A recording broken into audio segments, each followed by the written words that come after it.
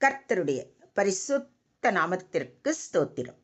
இன்றைய நாளின் தியானத்திற்கென்று தெரிந்து கொள்ளப்பட்ட வேத வசனம் ஆதியாகமம் புத்தகம் 46ஆம் அதிகாரம் 3ஆம் வசனம். ஆதியாகமம் 46:3. அப்பொழுது அவர், நான் தேவன், நான் உன் தகப்பனுடைய தேவன். நீ எகிப்து தேசத்துக்கு போக பயப்பட வேண்டாம். அங்கே உன்னை பெரிய ஜாதியாக்குவேன். I am God, the God of your father, he said. Do not be afraid to go down to Egypt, for I will make you into a great nation there. கடவுள், உன் தந்தையின் கடவுளான இறைவன் நானே. எகிப்திற்குச் செல்ல நீ அஞ்ச வேண்டாம். அங்கே உன்னை பெரிய இனமாக வளரச் செய்வேன். ஆமென். இன்றைய தியான வசனம் யாக்கோபுக்கு தேவன் அளித்த வாக்குத்தத்தம். யோசேப்பு எகிப்தில் உயிரோடு இருக்கிறான் என்று அறிந்த பின் யாக்கோபு தன் குடும்பத்தோடு எகிப்துக்குச் செல்ல தீர்மானிக்கிறார். ஆனால் எகிப்து அந்நிய தேசம். முன்பு ஆபிரகாம் காலத்தில் எகிப்து சிக்கல்களை உண்டாக்கிய இடம். தேவனுடைய வாக்குத்தத்த தேசம் கானான். எனவே யாக்கோபின் இருதயத்தில் பயமும் குழப்பமும் இருந்தது. அந்த வேளையில்தான் தேவன் யாக்கோபுடன் பேசுகிறார். இது குறித்து சற்று விரிவாக தியானிப்போம். நான் தேவன், நான் உன் தகப்பனுடைய தேவன் என்று கூறுவதை கவனியுங்கள். நான் தேவன் என்பது உச்ச அதிகாரமும் வல்லமையும் உடையவர் என்பதை குறிக்கிறது. உன் தகப்பனுடைய தேவன் என்பது ஆபிரகாம், ஈசாக்கு ஆகியோருக்கு விசுவாசமாய் நடந்த அதே தேவன் என்பதை மிக தெளிவாக கூறுகிறார். தலைமுறை மாறினாலும் தேவன் மாறாதவர் என்பதை இது காட்டுகிறது. பின்னும் அவர், நான் ஆபிரகாமின் தேவனும் ஈசாக்கின் தேவனும் யாக்கோபின் தேவனுமாகிய உன் பிதாக்களுடைய தேவனாய் இருக்கிறேன் என்று மோசேயிடம் கூறுவதை யாத்திராகமம் 3:6 வாசிக்கிறோம். நீ எகிப்து தேசத்துக்கு போக பயப்பட வேண்டாம் என்று கூறுவதை கவனியுங்கள். தேவன் முதலில் பயத்தை நீக்குகிறார். யாக்கோபு எகிப்துக்கு செல்வது தேவனுடைய சித்தமா, கானானை விட்டு போவது தவறா என்று கலங்கி நின்ற வேளையில் தேவன் தெளிவாக சொல்கிறார், பயப்பட வேண்டாம் என்று. நீ பயப்படாதே, நான் உன்னுடனே இருக்கிறேன் என்று வாக்களித்திருக்கும் தேவன், நீ எகிப்துக்கு போக பயப்பட வேண்டாம் என்று ஆறுதல் படுத்துகிறார். தேவனுடைய சித்தத்தில் பயம் இல்லை, உறுதியே உண்டு.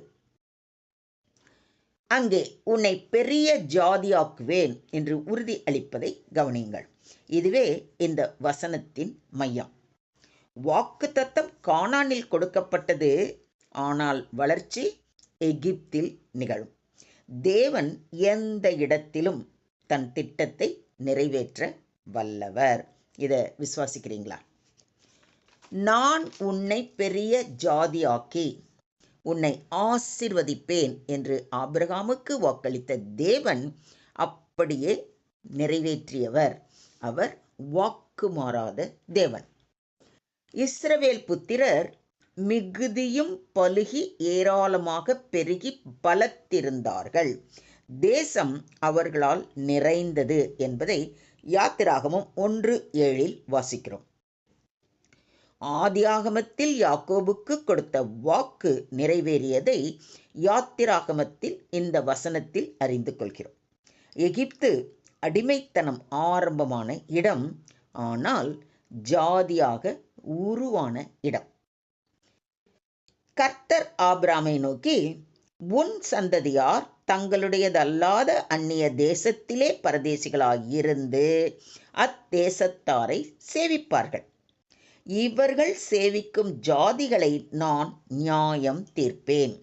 பின்பு மிகுந்த பொருள்களுடனே புறப்பட்டு வருவார்கள் என்று சொன்ன வார்த்தையின்படியே எகிப்தில் அடிமைகளாயிருந்த இஸ்ரவேலர்களை மோசேயின் மூலம் அவர் விடுதலை பண்ணியதை யாத்திராகமத்தில் வாசித்து அறிகிறோம். யாக்கோபு எகிப்துக்கு செல்லும் முன்பே தேவன் ஆபிரகாமுக்கு எகிப்து திட்டத்தை வெளிப்படுத்தினார். எகிப்துக்கு செல்வது எதேச்சியான செயல் அல்ல, தேவனுடைய முன்னறிவான திட்டம்.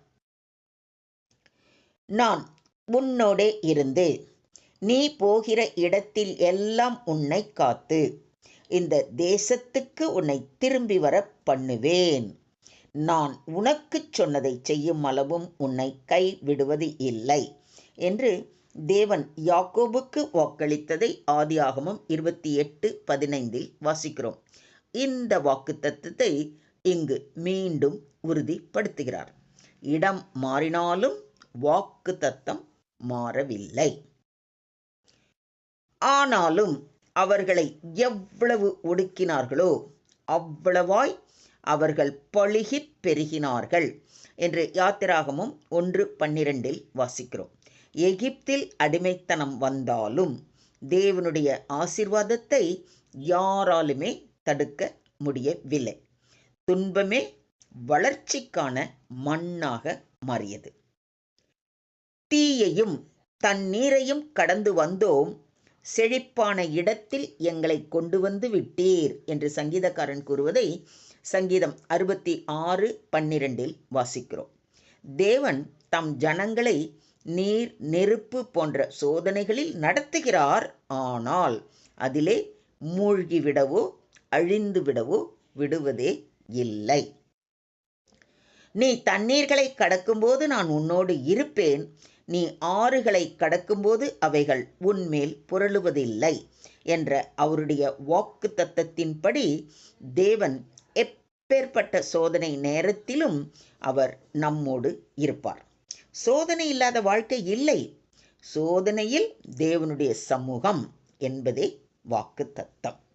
மொத்தத்தில் இன்றைய தியான வசனம் மூலம் நாம் கற்றுக்கொள்ளும் பாடம், நான் தேவன், உன் தகப்பனுடைய தேவன் என்று தன்னை வெளிப்படுத்துகிறார். பயப்படாதே என்று தேவன் பயத்தை அகற்றுகிறார். தேவன் அந்நிய தேசத்திலும் பலுகி பெருக செய்கிறார். இடம் அல்ல, தேவனுடைய சமூகமே முக்கியம்.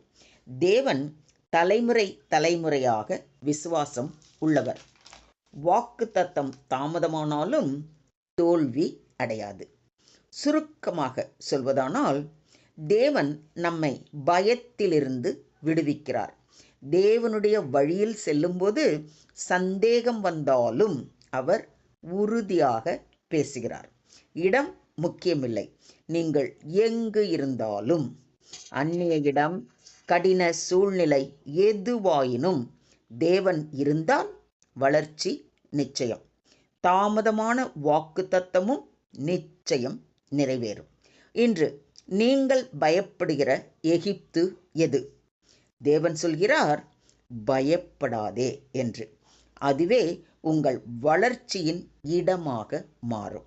விசுவாசத்துடன் பொறுமையாக இருங்கள். God reassured Jacob not to fear going to Egypt because it was part of his divine plan. Even in foreign land, God promised growth, multiplication, and fulfillment of his covenant. God's presence, not the place, guarantees blessings. Where God sends you, he will sustain you, grow you, and fulfill his promise. Do you believe this? ஸ்தோத்திரம் ஆண்டவரே, ஸ்தோத்திரம் கர்த்தாவே, ஸ்தோத்திரம் ஸ்தோத்திரம் ஸ்தோத்திரம் கர்த்தாவே.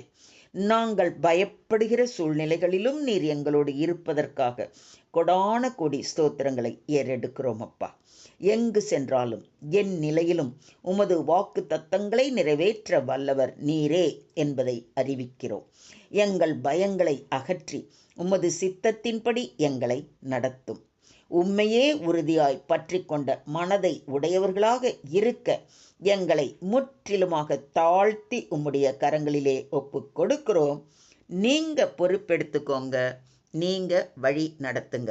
எல்லா துதியும், எல்லா கனமும், எல்லா மகிமையும் ஒருவருக்கே செலுத்துகிறோம். மீட்பர் இயேசுவின் மூலம் ஜெபம் கேளும் எங்கள் ஜீவனுள்ள தகப்பனே. ஆமென்.